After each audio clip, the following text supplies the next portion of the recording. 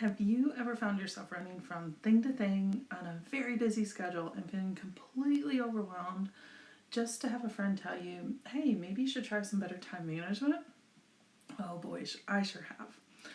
Hi, I am Amy with Dragonspit Apothecary, and today I'm talking about this idea of time management and why we only seem to think about it or have it mentioned to us when we're way too busy to do anything about it, right? You can't fit anything else in there.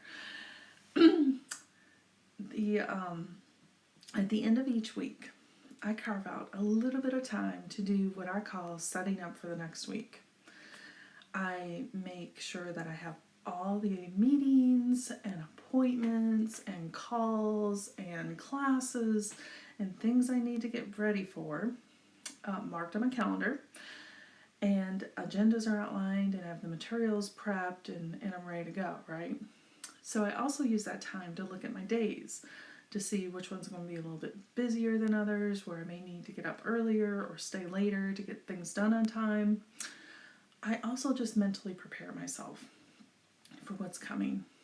Okay, and sometimes that feels really good to go into a week prepared. I've done this for many years because I found it helpful in my corporate career. And it's helped me to be prepared for meetings and even surprises because I've kind of anticipated it, right? So it was a habit that I brought those over to my small business, Dragonspit Apothecary, because it also works there really well. And being organized for things like classes and blog writing and connecting with my clients was pretty ideal. Now, none of this, however, means I will have a smooth week. It doesn't mean I won't find myself a little disorganized or unprepared for something that just comes up, right? Because that happens too in life. What I have learned, though, is that through living more naturally, this thing of time management is really about balancing the structure of the schedule with the things that pop up in life and finding a way to balance that without being stressed out by it. Now, I want to give us all credit for understanding and practicing the principles of time management. To me, the issue is not about mismanagement of time in the majority of situations. Okay?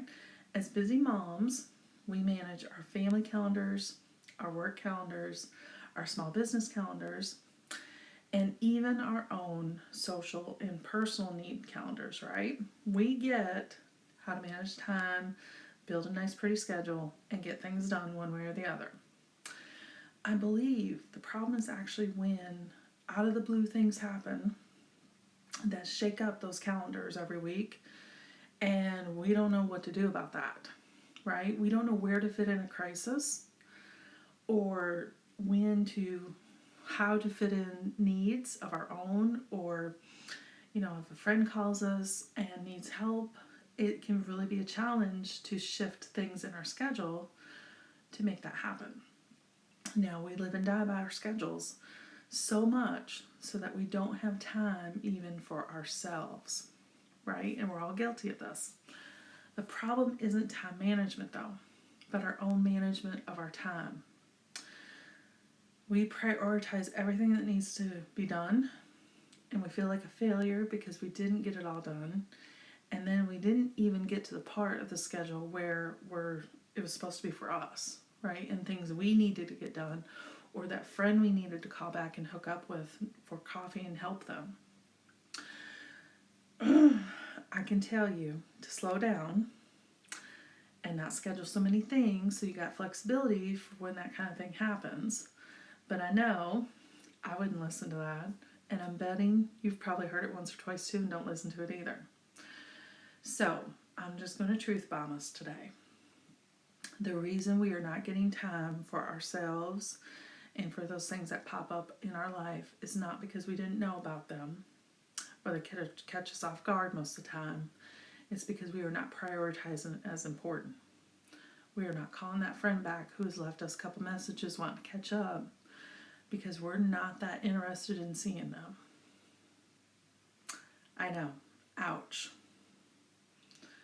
As I've looked at my own calendars this year, and seeing the changes necessary to them as a result of everything that has happened this year in 2020, I realize how much I am guilty of this very same thing. And it sucks. We schedule what we prioritize, and then we want to make ourselves feel bad because we didn't do something we said we were going to, or that we should have been more important to us but wasn't. I get sometimes other things take over in our life, and for a while that's okay. We get to being busy, but here's the deal. We are still in control of our own schedules. We are still in control of what makes us happy, fulfilled, and content. If being busy and going from schedule thing to schedule thing or across schedules is fulfilling for you, go for it. But I'm guessing, because I've been there, you're actually feeling stressed out, overwhelmed, probably a little burned out.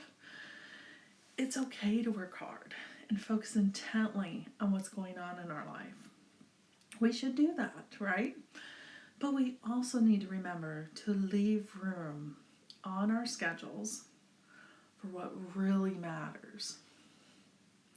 When we live more naturally, we realize that what matters most is more likely to get on our schedule first. And if something needs to move because something else came up, we work really hard not to let it be the important stuff that we put on that calendar first. If this year has taught me anything, it is the importance of time management for what matters most. Logging off work on time so that I can be with my family and not just going from work to starting dinner. Calling back friends who reach out to me and making them feel important. And even better, I proactively reach out to them just to check in. It changes your view on things, and it changes the view of that schedule. It is not that I am any less busy, but that what I'm doing is actually creating the life where I want to be. And I'm building the life that I want to share with those that I love, and enjoying the journey of getting there as well, not just feeling busy from it all. That, my friend, is natural time management, where I can balance the demands for what needs my time with what actually I want to give my time to. Has changed how I set up my calendar at the end of each week. It has created more thoughtfulness in what I schedule and why I'm putting it on my calendar to begin with.